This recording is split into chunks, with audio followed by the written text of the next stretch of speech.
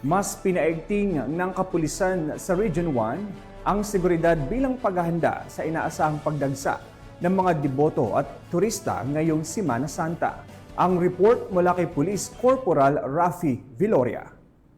Bahagi ng paghahanda sa inaasahang pagdagsa ng mga biyahero at turista ngayong Semana Santa, pinaiigting ng Police Regional Office 1 ang kanilang seguridad sa ilalim ng programang Ligtas Sumvac 2025. Ayon kay Police Brigadier General Lou F. Evangelista, Regional Director ng PRO1, mahigit 5,000 PNP personnel at force multipliers ang itinalaga sa mga lugar na dinarayo ng publiko, gaya ng mga simbahan, terminal ng pampublikong transportasyon, malls at sa mga tourist spots. Tinututukan ngayon ng Police Regional Office 1 ang police visibility at pagbabantay sa mga lugar ng matinding aktibidad ngayong Semana Santa upang tiyaking ligtas at mapayapa ang pagdiriwang ng mga mananampalataya at bakasyonista.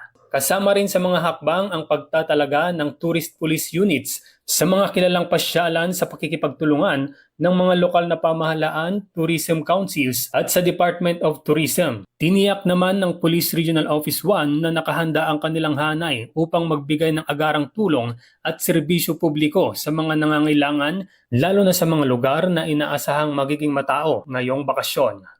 Mula dito sa Ilocos Region, ako ang inyong PNN correspondent, Police Corporal Rafi Viloria, alagad ng batas, tagataguyod ng Balitang Pulis.